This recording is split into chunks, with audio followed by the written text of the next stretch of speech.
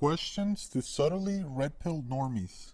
I'm the poster from yesterday's awkward questions thread.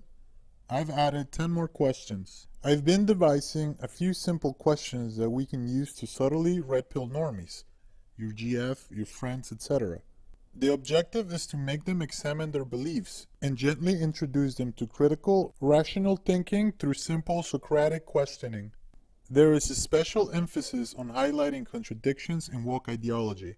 I would like your feedback and ideas, Anons. 1. A trans woman goes to a waxing salon owned by a Muslim woman who is religiously against sharing intimate space with a man. The trans woman demands to have her penis and balls waxed. The Muslim woman refuses. Who is in the wrong? If you were a judge of this case, what would your ruling be? 1b.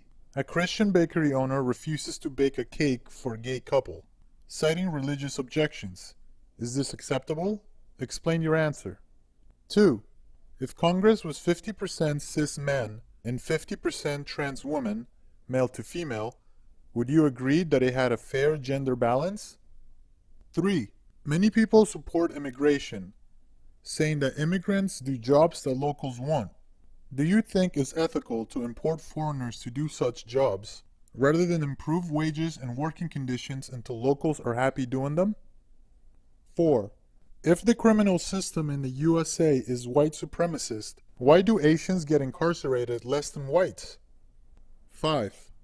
BLM says that the disproportionate incarceration and police killings of blacks is evidence of racism. Do you think that the disproportionate incarceration and police killings of men is evidence of sexism? Why or why not? 6. A girls' 100-meter sprint race is held. The 3 finalists will receive a full-ride scholarship to a prestigious university, worth hundreds of thousands of dollars. All 3 winners are pre-op trans girls. The 4th, 5th, and 6th place are cis girls. The cis girls complain that the trans girls had an unfair advantage. Are they being bigoted? 7. The NBA is majority black. Do you think this is evidence of racism among coaches? Most software companies are majority white. Do you think this is evidence of racism among tech CEOs? Explain your 2 answers. 8. Black people tend to do poorly in standardized tests compared to the national average. BLM says this is because of racism. Why do Asians do better on standardized tests compared to the national average? 9. BLM says that the reason that black people commit half the violent crimes in the US, despite being about 13% of the population, is because of our history of slavery. Black people in countries without a history of black slavery, like Finland or Japan, have similar violent crimes to US blacks. Why do you think this is? 10. The British brutally colonized Ireland, starving and killing millions of Irish and banning their language. So many Irish died that the population still hasn't recovered to its pre-industrial level. The Japanese brutally colonized Korea and Taiwan. Today, Ireland, Korea, and Taiwan are successful and wealthy. Why do you think that other former colonies like Congo, Zimbabwe, and Haiti aren't successful today? 11. In the 1960s, the New York Philharmonic replaced open auditions with blind auditions to select its musicians. In blind auditions, the musician is hidden from view. The gender ratio went from 3% women to almost 50% women. Today, they are considering removing blind auditions because too many musicians are white and Asian and not enough are black and Hispanic. Which system do you like the best, blind or open auditions? 12. Tall parents are more likely to have tall kids. Fair parents are more likely to have fair kids. Do you think smart parents are more likely to have smart kids? 13. Approximately 360,000 Union soldiers sacrificed their lives to free the slaves during the American Civil War. Many of them left behind widows and fatherless children. Do you think that their descendants should pay reparations to the black descendants of slaves? 14. It's often said that discrimination is acceptable as long as we're punching up. Who do you think should decide which way is up? Could up change over time? Jewish people are the wealthiest minority in the US with the lowest incarceration rate. Are Jewish people up? 15. It is often said that diversity is our strength. Many institutions have diversity offices and have made diversity a core objective. If you could decide, what would the demography of a perfectly diverse country look like? 16. The People's Republic of China encourages citizens from the majority ethnic group, Han Chinese, to immigrate to Tibet, Xinjiang, and Hong Kong. The Chinese Communist government believes that throughout immigration and interbreeding, they can improve those regions. Some Tibetans, Uyghurs, and Hong Kong citizens dislike immigration and are afraid of being ethnically replaced. Are they being racist?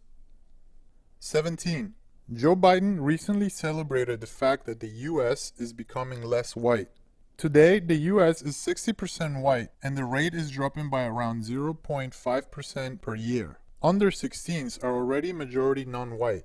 What do you feel is the perfect percent of whites in the USA? 18.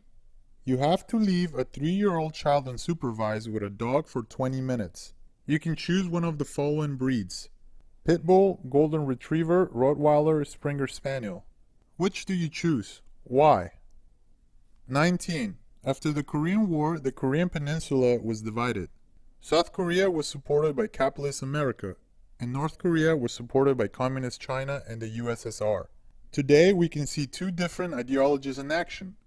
If you could choose to live in one of those two, which would you choose? 20. Mao is responsible for the deaths of at least 50 million Chinese people. Stalin is responsible for the deaths of at least 15 million people. Pol Pot is responsible for the deaths of almost a third of Cambodians. Why do you think that it's acceptable for young Americans to wear hammer and sickle insignias and call themselves communist? 21. Many Democrats feel that access to abortion is very important. Black people are 13% of the population, but have 37% of the nation's abortions. Is this good or bad? Why? 22. White people often prefer to live in majority white communities and move accordingly. This phenomenon is called white flight. Do you feel that the government or local communities should help minorities move into white neighborhoods and or prevent white people from moving away from minorities? Explain your answer. 23. When white people move into a majority non-white neighborhood, the phenomenon is called gentrification. Should the government or local communities take steps to prevent gentrification? Explain your answer. 24. Donald Trump, Hillary Clinton, and Joe Biden have all referred to the USA as a nation of immigrants. Justin Trudeau has also called Canada a nation of immigrants. How do you think Indigenous people and First Nations feel about this view? 25. Since 2015, Sweden and Germany have accepted hundreds of thousands of non-European immigrants, asylum seekers, and refugees. 5 years later, these new Europeans have an average 78% unemployment rate. Should there be a limit